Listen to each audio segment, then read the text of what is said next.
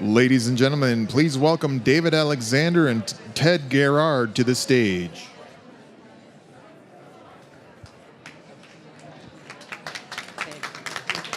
Yeah. Get the room going. Welcome, everybody. My name is Dave Alexander. I am a pediatrician, and I'm the president and CEO at the Lucille Packard Foundation for Children's Health in Palo Alto. And my partner in crime up here is Ted Gerard, who's the CEO at the SickKids Foundation in Toronto. And we are just thrilled to welcome everybody here tonight for the second, every 5 years, Aspen Children's Forum. And what I wanted to do is just take a couple of minutes and frame a little bit about why we're here and what we hope to do over the next couple of days, and then I'm going to turn it over to Ted.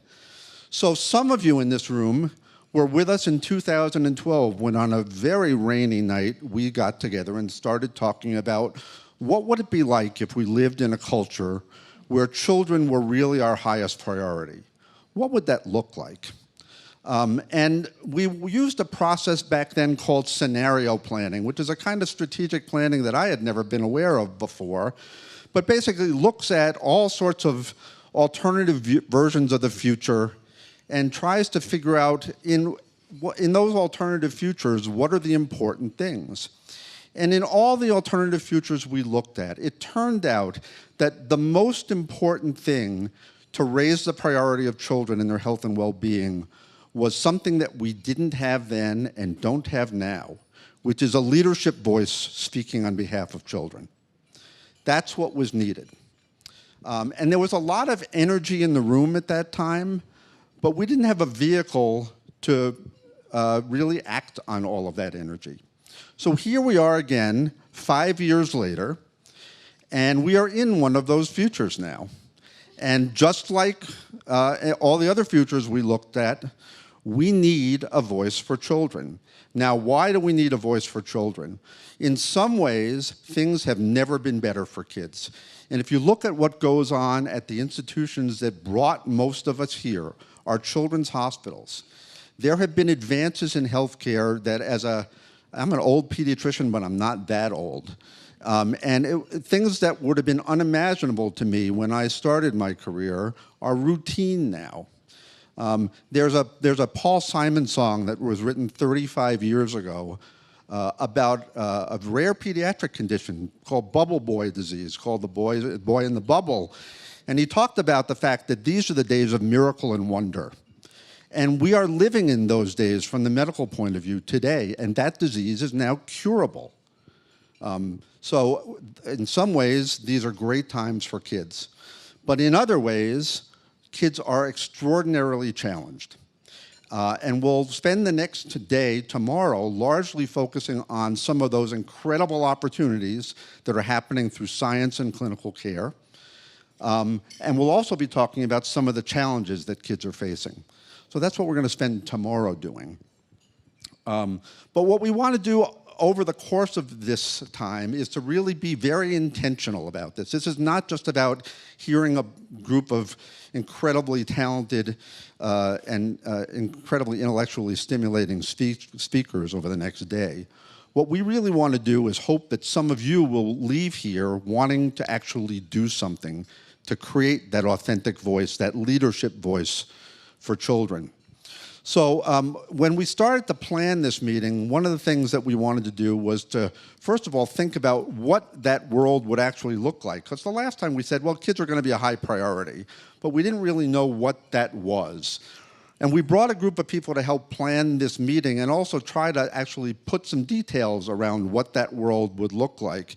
And I want to just acknowledge four philanthropists from around the country who dragged themselves to Washington, D.C. a few times to help us work this through. And I will hopefully not forget any of the four, but Lynn Garvos from Philadelphia, Diana Goldberg from Washington, D.C., Lori Oakey from Seattle, and Susan Orr from Palo Alto all really rolled up their sleeves and helped us think through what turned into the document that's sitting at everybody's place, which is a working draft set of principles that help define a culture where children really are our highest priority. And what we hope to do over the next couple of days is to have you look at what you're hearing and thinking about through this lens. And are there things that we missed? This is a working draft, and there's going to be a chance on Friday for you to all give some input and talk about what may be added or deleted from this document. But the other thing that we want to be very intentional about is we want to leave here with something to do. We want to leave here and have a plan to work towards something, and we're going to spend Friday morning talking about how that might take shape. So I'm going to turn this over to Ted. Thanks, David, and let me welcome you as well. Unlike David, I am not a pediatrician. I am a fundraiser, which means I love raising money, and you're all safe, though. I can promise you that.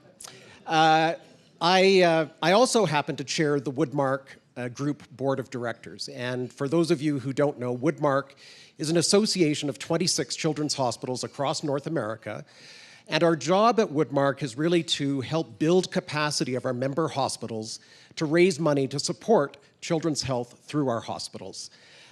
We do phenomenal work in helping to build capacity around major and transformational and legacy giving, around creating educational sessions and professional development opportunities for our staff, benchmarking best practices, and looking to share what each other does and learn from it. And then finally, also to serve as a voice for children in our local communities. So you are all here, I think, as a result because of your association with your local children's hospital, but also because they are a partner in the Woodmark Group, and we welcome you warmly. You are, in fact, the volunteers, the philanthropists, the advocates, the champions, the individuals who work in our hospitals in a variety of different capacities, and you really are the people that can help us with this change agenda that we're looking forward to talking about over the next day and a half. So in closing, I want to thank some pretty special sponsors who stepped up to make this forum a possibility. Our thanks to the Lucille Packard Foundation for Children's Health, to the Children's Hospital Association, to the Children's Hospital Foundation of Colorado, and also to SickKids Foundation, which was also a sponsor, and finally to the Woodmark Group. The Woodmark Group has also invested in bringing this conference to you over the next day and a half. So please enjoy rich discussion, good debate, the wonderful setting in Aspen, and we look forward to bringing the rest of the program to you after you finish your entree and dessert. Thanks so much.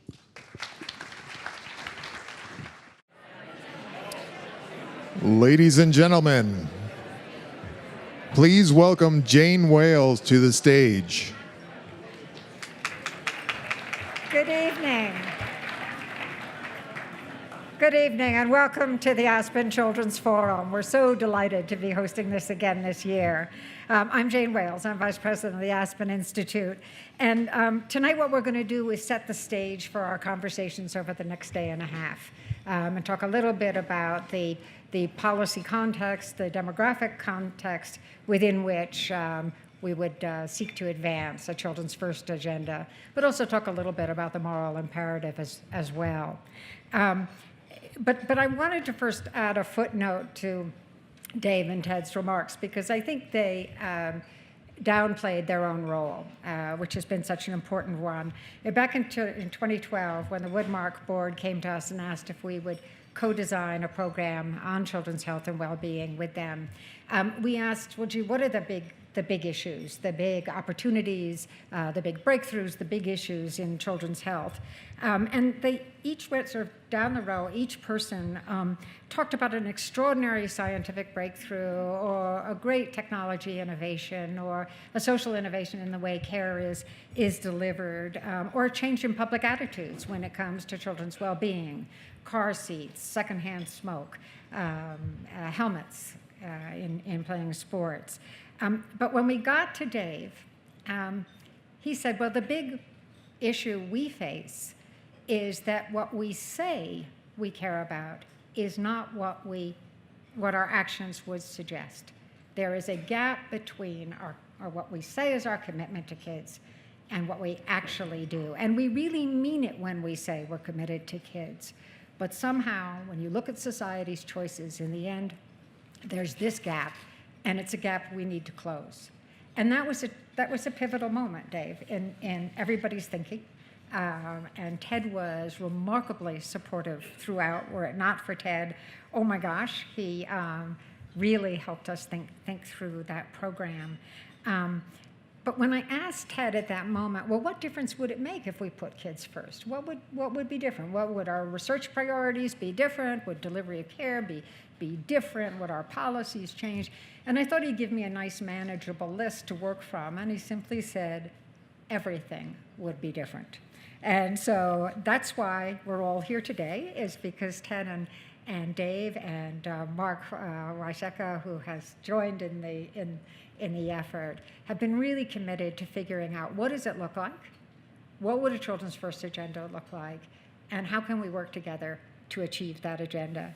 And so when Dave was saying, we hope you leave looking to create that voice for kids, what he really means is I hope you leave and commit to being that voice for kids. Isn't that right, Dave? That's pretty much where we're headed. So I just wanted to thank you for everybody here, for your commitment, your willingness to come here, your willingness to dedicate this time to it, to brave United Airlines, to brave the bad weather. We promise to improve things going forward. And I particularly wanted to thank our sponsors, and I know that Ted did so, but I just wanted to add my voice. Susan Orr and David Alexander of the Lucille Packard Foundation for Children's Health stepped forward.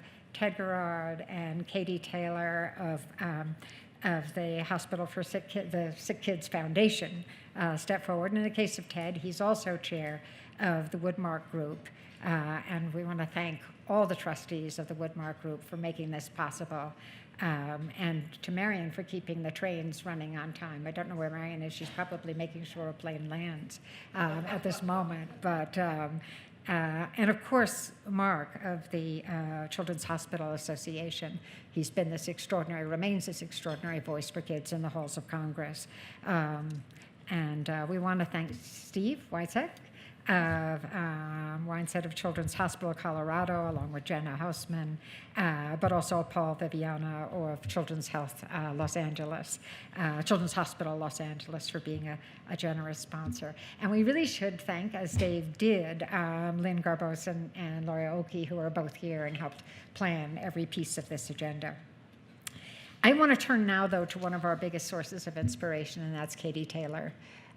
Katie heads up as I mentioned, the SickKids Foundation.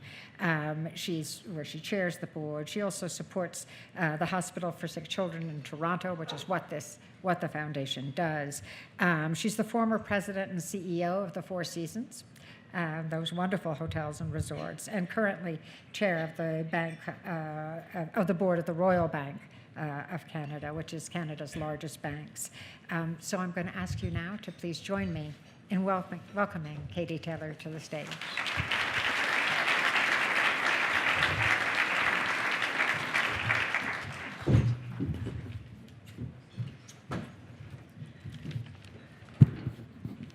First off, thank you, Jane, for that very, very warm introduction. And let me extend my own personal welcome to all of you for being with us here. This is an important summit, as we've heard, quite pivotal in the things we have to accomplish in our agenda, and it's just great to see such a wonderful group of committed volunteers, scientists, clinicians, and people just generally passionate about the future of children. These assemblies, and I've been to a couple of them, they're always most inspirational. But when you look out across this room at the assembly of real people who are ardently invested in this cause, it is truly impressive, and can't help but suggest that by the time we leave here on Friday, we will be making some meaningful strides in our quest to improve the lives of children everywhere. As you heard Jane said, I wear a number of hats in my post-Four Seasons career. The two most important and busiest are, of course, the Royal Bank and SickKids. And I spend a great deal of time with Ted and his colleagues. Mike Apcon, our CEO at the hospital, is also with us, as well as a couple of other delegates from Toronto. And all of us here, of course, care passionately about children. But one of the things that I've been observing as I've been with groups like this, my own back home in Toronto and other places around the world, is that we're just not loud enough. We're just not making nearly enough noise about this issue. We're not as convincing as we need to be for our children. I'm a business executive, a volunteer, and a philanthropist. And speaking about the value investing in children comes very naturally to me. But fundamentally, it's not only who we are professionally that drives us in this general direction. It is everything that we've experienced in our personal lives. Way back in my life, and some of you who have known me in Toronto, or those I've met at earlier Woodmark conferences maybe know this story, but I was what you would characterize as an invincible college student at the University of Toronto. I had a marvelous family from a small town in Ontario. Pretty rosy future. I was a smart kid and had earned lots of scholarships. But then, of course, the unthinkable happened. My second youngest brother was diagnosed with cancer. He was 13 years old, athletic, vibrant, cute as a button. And he had bone cancer. Back then, the type of cancer he was diagnosed with was virtually fatal. He spent 4 very difficult years at SickKids, countless procedures. If you've been through this as a family, you know what I'm talking about, countless operations. And in the end, of course, succumbed to his disease, just shy of his 18th birthday. But what struck me most about that experience was not really the pain and the agony that comes for families, which is something we all share. For me, it was really the defining feature of this incredible hospital. Excuse me. It was awesome, really. And if you're close up to these institutions, you know how awesome it can be for so many families and so many kids. The passion, the hard work, the professionals, this is our awe. Their comfort, their compassion, and their extraordinary expertise. And it's our life experiences, I think, that we bring to this incredible mission and that remain with us as we pursue this new mission for children. It helped crystallize my priorities in philanthropy. I know it's crystallized so many of yours, helping to shape a compass around children's issues, both personally and professionally, and in our third sector as we emerge as volunteers with like-minded, mission-driven partners. I know that we deliver on those values best when our heads and our hearts are engaged in this enterprise. And like you, I'm very engaged in the mission of SickKids. Our vision there, healthier kids, a better world. And it's why we have chosen, all of us, to spend so much time, so many years, and so much of our free time, our talent, our treasure, and our time to help this mission. We're just about to launch the largest healthcare campaign in Canadian history at SickKids, $1.3 billion we'll announce in the fall as we try to transform, and I mean truly transform, the future of kids in Ontario. So we are all in, and there's no question that I and my colleagues at SickKids, both on the foundation board, the trustee board, and in both organizations, the foundation and the hospital, are thriving in the environment that we have created there. But we're going to talk for the next couple of days about a different kind of thriving, and this is the thriving that we need to see for our children. It's clear to me, having been on this journey for a number of years, that improving the physical health of children is a big part of what we have to do, but investing in their overall well-being is quite simply critical for the present and the future transformation of kids. Franklin Roosevelt once said, we cannot always build the future for our youth, but we can build our youth for the future. And I just quoted a great American, but let me assure you that as you go through the machinations of everything that's happening here in your country around healthcare, we are facing some of the same challenges in a different system on the other side of the 49th parallel. Fairly recently, the Economists featured us. Cover, you'll remember the magazine, Statue of Liberty, all dressed up with a maple leaf in her crown, headline, Liberty Moves North, Canada's example to the world. The article noted modern Canada's social safety net is stronger than America's. And it went on to say that today, in its lonely defense of liberal values, Canada seems downright heroic. But are we really walking the talk? We ask ourselves this all the time in our country. An organization which the RBC Foundation supports, Children First Canada, released a report last year which brought home some very hard and real truths. Canada is the 5th most prosperous country in the world. And yet, despite a pledge made by our Parliament in 1975 to eradicate child poverty by the year 2000, 1 in 5 Canadian kids still live in poverty. We rank 28th in the world for immunization. 1 in 3 of our kids has suffered some form of child abuse. These findings mirror some of the work that Mark and Christina Bethel have done in the US as well. Only half of children meet the basic criteria of flourishing. 1 in 5 have an identified emotional, mental, or behavioral problem. On both sides of the border, the gap between talk and action widens. Investment in children and their families, despite all of the attention and the rhetoric, continues to decline.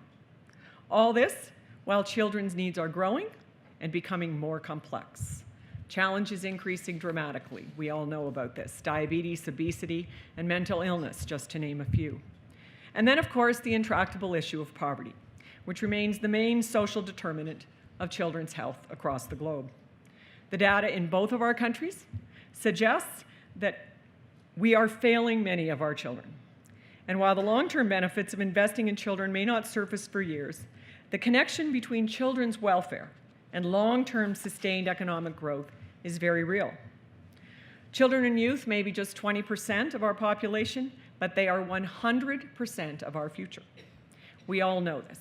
And yet, all of our kids are not all right, and we need to change that. And we need to do that now. First, we need to pay attention to who is paying attention to kids. Often, the non-controversial and familiar nature of children's issues means less traction and less attention at a political and institutional level. A specific example, in 2013, UNICEF report card comparing child well-being in rich countries called Canada, and I'll stick with my country for the moment, stuck in the middle. Despite this, you would have thought massive attention of the public on stuck in the middle for kids in Canada, but no attention at all, no real evidence of deep concern. In rankings of 29 industrial nations, our children's overall well-being placed a mediocre 17. Now, I'm happy to say you were 26, but still, 17 and 26. We are rich, prosperous countries. There is no excuse for this. Our children deserve more, and we are settling for less. So now it's up to us to be the voice of children, the voice truly demanding that we take each of us personal and together collective action and invest more. And we have to speak with one voice to make sure that the undeniable power of our collective action can be realized.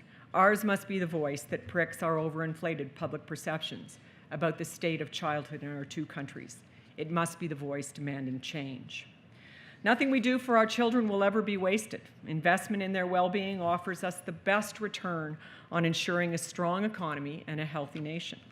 And the benefits, as we know, are immediate and long-lasting.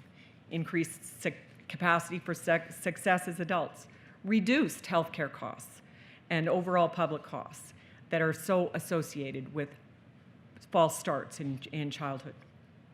Margaret Mead put it this way: the solution to adult problems tomorrow depends in large measure upon how our children grow up today. And we all know that it's far cheaper to build strong children than it is to repair broken adults. The World Bank has quantified this for us. We don't have to speculate. Every dollar spent on preschool education earns between $6 and $17 of public benefits in the form of better and more productive workforces in the years ahead, with fewer wrongdoers in communities. And the public sector is very, very involved, needs to be very involved in this as well. Philanthropic investment, a big role to play. At Royal Bank, we spend a lot of our philanthropic budget on children. A few years ago, our Believe in Kids pledge, it was $100 million to improve the well-being of 1 million kids in Canada. This year, we followed that up with an investment in youth as we celebrate our 150th anniversary as a country, we sent 3,000 young people out into the community with 150 Canadian dollars, so not very much money at all, and challenged them to figure out how to make that count. And you would not believe the stories that have come back from the communities where they have gone out and invested in ways of making children and youth more powerful and more productive. There are so many, many, many examples of what companies have tried to do to help us, Walmart, Costco, Mattel, Hasbro, and partnerships between them and us are very, very important. We did a partnership in Canada a few years back, RBC, Cisco, and SickKids, in a telepsychiatry program devoted to our Aboriginal youth in Nunavut, a territory in the very, very far north of Canada, where the suicide rate is 28 times the national average. Imagine that, 28 times. And in a region of the country where there's not a single resident psychiatrist. So that program, one between a hospital, a company, and two companies and a foundation, has already begun to transform children's lives. So from where I stand, and I think from where you sit this evening, it's clear we all have an incredibly important role to play in ensuring that every child has the resources that he and she needs in order to succeed. Many of you are active in this sector, many of you volunteer already, and all I can say is that we need to continue to be aware, to recognize and identify and describe the real situations that our children find themselves in. Over the course of the next 2 days, we have a lot of great work to do. We're going to discuss and debate the set of principles that have been circulated and see if we can form a consensus around them as an outcome of this gathering and a real direction and compass for us as we seek to solve some of these kids' most important problems. Nelson Mandela said, "There's no keener revelation of society's soul than the way in which it treats its children." And I know that each of us wants to be able to look at each other many years from now and know that we have done everything we possibly could have done to ensure that we propel our kids to the top of the agenda politically and socially. So let's be the voice of those kids and let's get loud. Thank you.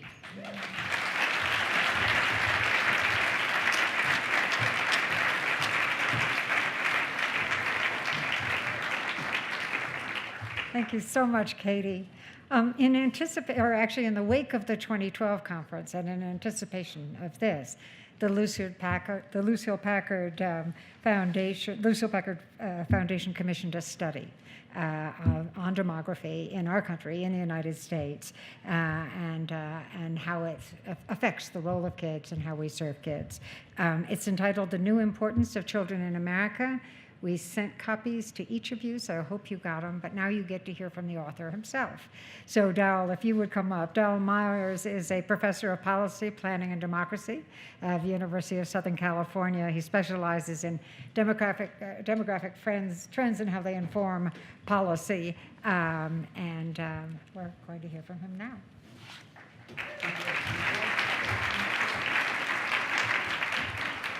Well, thank you. It's really an incredible pleasure of mine to be here tonight with you all. I just, I am a demographer, so I apologize. I'm going to have to dump a ton of numbers on you. No, but the fact is, maybe it won't be true. They're all in the report. I'm going to do something a little lighter. I'm inspired by our last speaker, too. I really have to respond to Jane. And I want to thank David Alexander for getting me up here, because he wants me to push this one message about how the demographics are important and how they've all changed, and nobody knows it. That there's something big happening, and kids are going to be the solution to all our problems, but nobody knows it. They should know it. First, I have to share with you, I have some personal interests here. This baby here in the picture is 2 days old, and he was only born 7 days ago. My first grandchild. In lieu of all those numbers, I have a few more pictures. But we won't go there. You've seen those pictures already. So here's, children are our most precious resource. You hear that all the time, but what does it really mean? All age groups nurture and support the youngest members of society, because they're going to carry the future, including not only the hopes and dreams of their families, but really all the necessities of the economy as well. Children are the most precious resource because society depends on them. And the children, in turn, depend on us. They depend on us now to help prepare them for them to be the most successful and to lead the most successful lives that they can in the future. So it's really a reciprocity here. And I think we lose track of the fact that society depends on the kids. I have a simple model that I use to describe this. I think it exists in every country on earth, but not in California, where I'm from. For some reason, it disappeared because people migrated to California. They didn't go through the whole life cycle. Kids grow up. Kids are really expensive, though. And taxpayers complain about all the money being poured into schools and health and the like. But the kids grow up, become the new young adults. These are just the facts of life, gang. I mean, we all know this already, but it needs to be reminded to our elected officials and all other civic leaders. And they become the new taxpayers, the new workers, and they might even buy your house. That's the young adults. Then the young adults become mature adults, and they make the most money and pay the most in tax dollars and complain about it the most because it's not serving them at all. And it's true, it doesn't serve them directly. It goes to the kids and it goes to the seniors who, the mature adults, they take their turn and they become seniors and they get their health care, get their pensions, and then the seniors leave a legacy for everybody else. It's a cycle of roles that everybody goes through, and we can't forget the kids are vital in that. They depend on us, and they will return and benefit later on. Rather than do it economically, I like to do it demographically and talk facts of life. Here's the ages, here's the people. No one can dispute this. The kids will grow up. I always, say to, when I have economists in the audience, I don't think I have one here today, do I? That why demographers are smarter than economists. Because economics is the most important thing, but it's really critical. But they can't predict anything. They don't know interest rates in 3 months. They don't know stock market. They don't know hardly anything they can predict ahead of time with assurance, and they disagree with each other. But demographers know, and you'll agree with me, that in 10 years' time, everybody in this room is going to be 10 years older. And that's how this model works. And it can't be disputed, but I don't care what your political party is. You can't dispute it. Okay, but we've reached a turning point. And I'm going to give you some of the old outlooks that are expressed here. We're accustomed to having a great many children. We might call it a surplus or even call it too many children because they're very expensive. And the children are a great burden on taxpayers, and we have other needs. We have limitations, and we just can't afford, and besides, they don't vote. So we have to, that's the facts. And we really can't take care of all the kids. I mean, there may be some that are needy and some that are more destitute and some that really could use our help the most, but, we can't really, there's too many. And not only that, but, we used to have growing numbers of children. We used to. I underscore that used to, because every cultural value or political value that people have, I find, is rooted in truth. But the truth is inherited from the past. And what is today might be really different from that old truth, but they still hold on to it really tightly. And so it's based on the idea that we have a lot of children. So I'm going to go back to facts. I did this for the National Governors Association meeting. They liked this graph a lot because it's very contentious for the two parties there. I wasn't supposed to name states or call any favorites, but I could count the babies. So let's show you the number of babies born in the U.S. That's the number of babies each year, and it really was skyrocketing up to about 1990. And at that rate, what people always do is they say, at this rate, we're going to be overrun with kids. We're going to be swimming in kids, and it's just going to go through the ceiling like that. That's what they assumed. You want to see what happened after 1990 with the number of babies born? It went up for a while, and then it went down, and the Great Recession was the big, that dropped there after 2005. Do you see any recovery after the Great Recession? We're all really worried here. That's why I'm so proud of my kids. Or my daughter-in-law. She's doing it. She's contributing, but where are all the millennials? Come on, ladies. I mean, so that is a sign that something's wrong in America, that people can't combine work and family and childbirth. And there's no sign of uptick.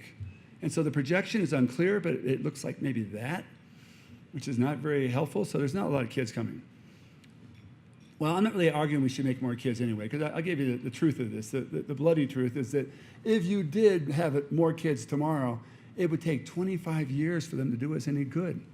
The extra kids won't be added workers for too long. So the value is going to come out of the kids we already have today. The 5-year-olds and the 10-year-olds are already here. That's what we have to pay attention to. But first, I want to make one more point about the birth rate. Nobody's having too many kids. This is an important point because in America, we kind of dismiss all these kids as being a product of somebody else, some other ethnic group, and it's their problem. And if those people are having too many kids, why should we be taking care of them? That's what I hear in private. That's what I hear. So here's the facts. Does anybody see anybody who's having too many kids? You need 2.1 kids per woman to break even. That's the replacement rate. Is anybody having 2.1? Yeah, one group. Latinas, Hispanics. They're the only ones that are actually at break even. Everybody else is below break even.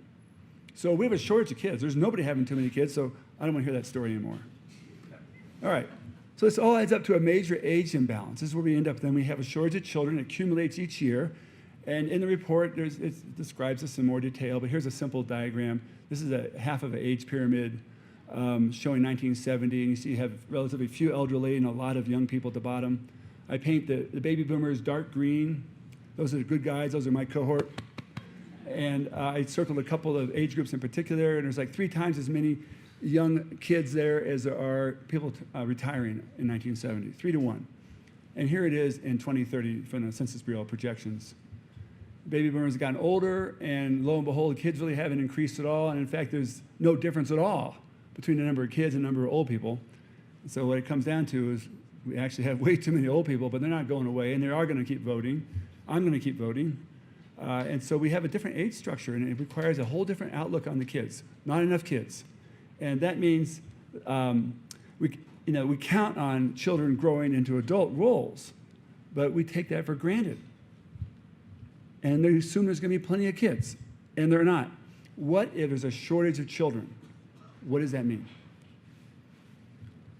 Now, you might say, well, that is a shortage not in my state.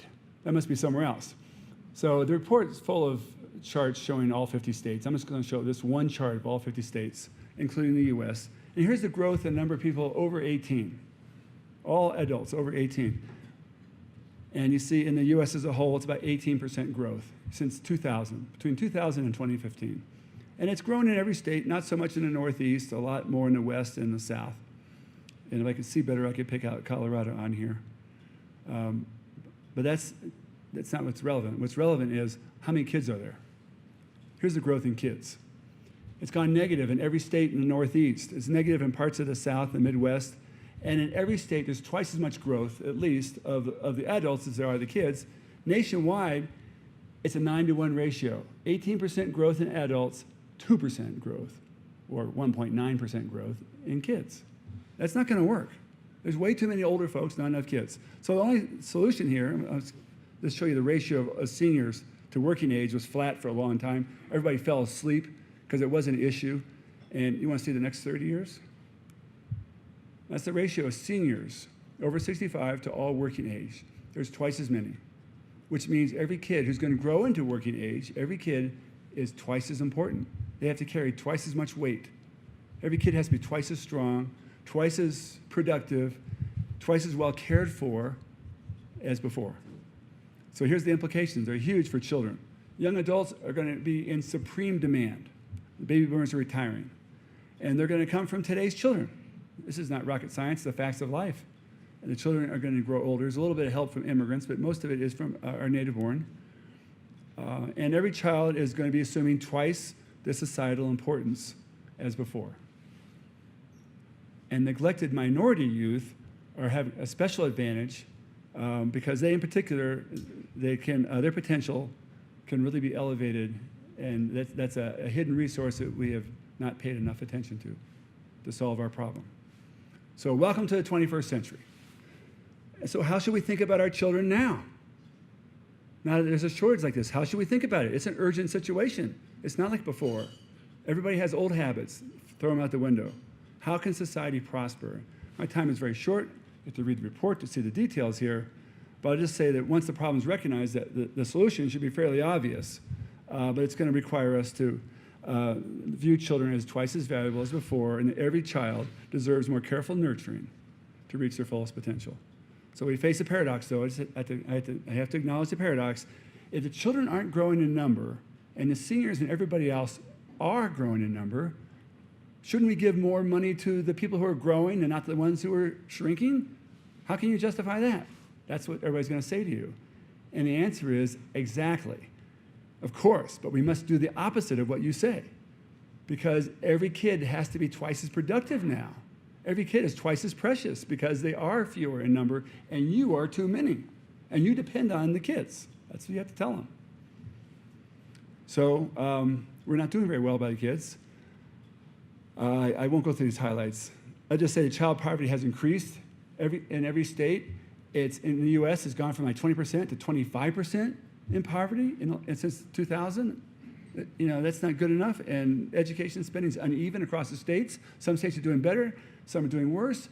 And we can't rely on the states to be doing it separately, because it ends up when kids grow to be 25 to 34 years old, young adults, 40% of them are no longer living in the state they were born in. They've moved to some other state. They've taken their deficiencies and gone to your state. Or maybe they've taken their advantages and gone to your state too, but the federal system is really kind of out of whack this way, because we don't have even care. It's not fair across all the states. So my conclusion, we need to take children much more seriously than before. And the children deserve a fair chance for a healthy, well-nurtured, and well-educated life. Every child deserves that. And the economic evidence is really clear that the early investments repay their cost, sometimes by 8 times, sometimes in some programs 17 times. The money comes back. It's not like it's lost, but there is a delay in time. It comes back in the future when we hope we'll all be here 10 years from now, right? So that's why I make that point. 10 years will happen, and the paybacks will happen. The kids will grow up, guaranteed they'll grow up, and there'll be payback. And the nation will depend on their success twice as much as before. So the urgency is double. So I think my conclusion is this. Thank you. And that's the cover of the report, right? And thank you very much.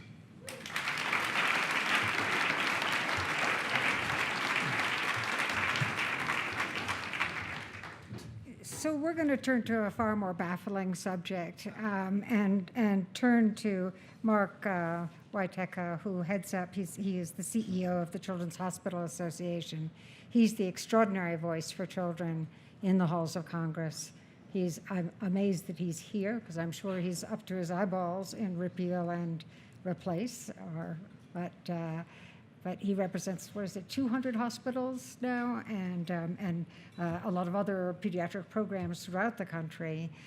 He is in many ways our voice. So Mark, please step up and help us understand it all.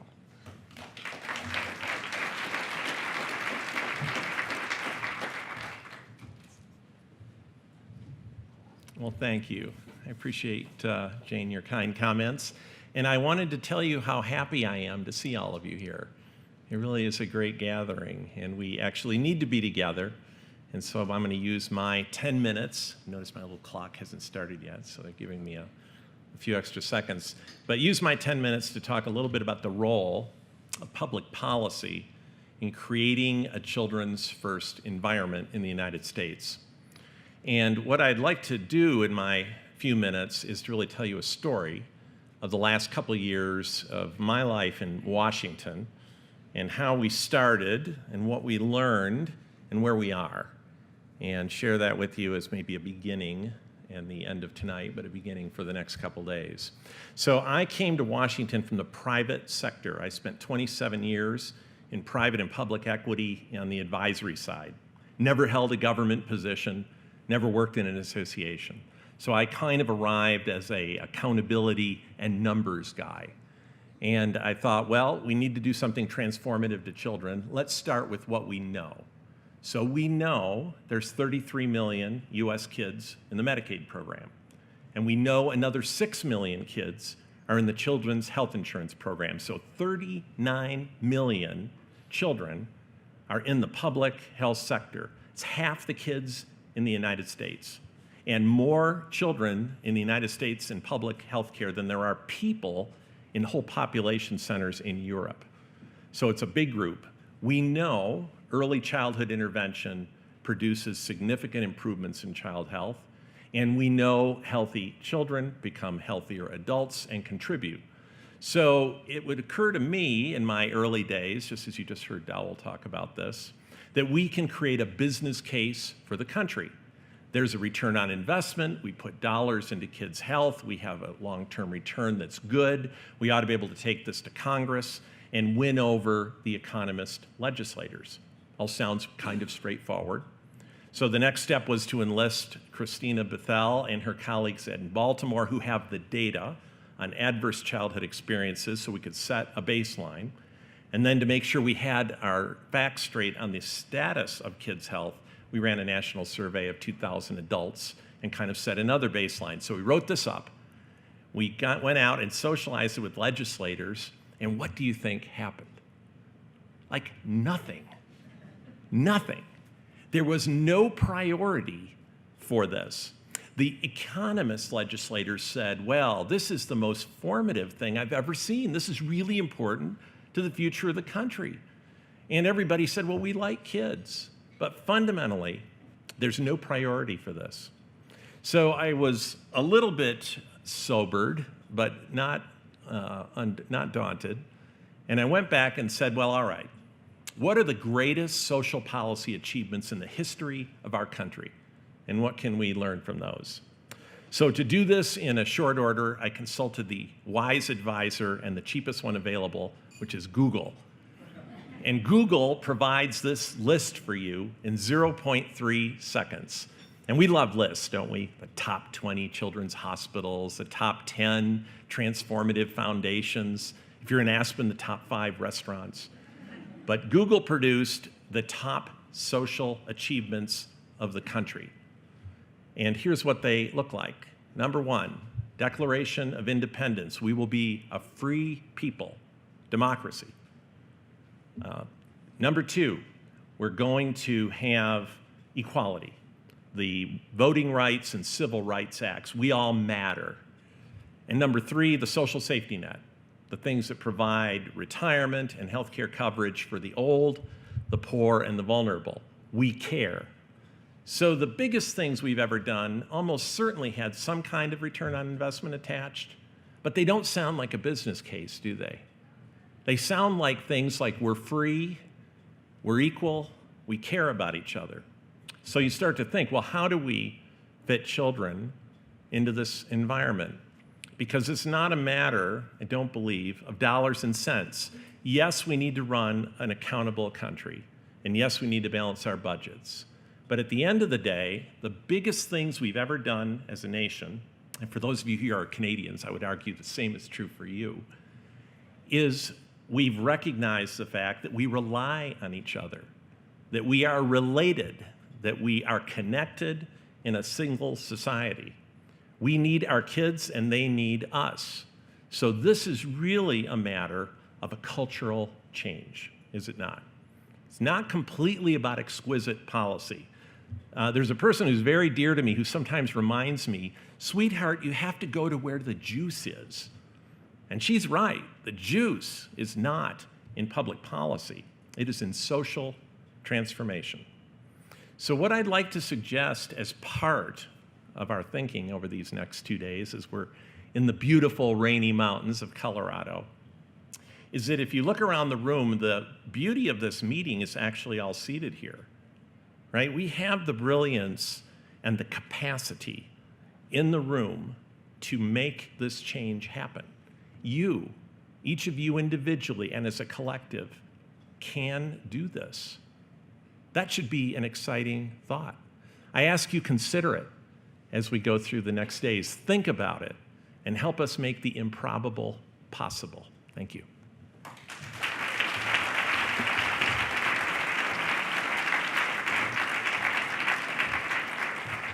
Thank you so much, Mark, and thank you to each of you. We're going to start at 8:30 tomorrow morning, so let me give you the quick marching orders. At 7 a.m., breakfast will be served right outside of this room, and then you'll come in and join us at 8:30. We're making it an early evening because a lot of you are on Eastern Standard Time right now and feeling kind of weary. So rest up, have a good evening. We look forward to seeing you in the morning.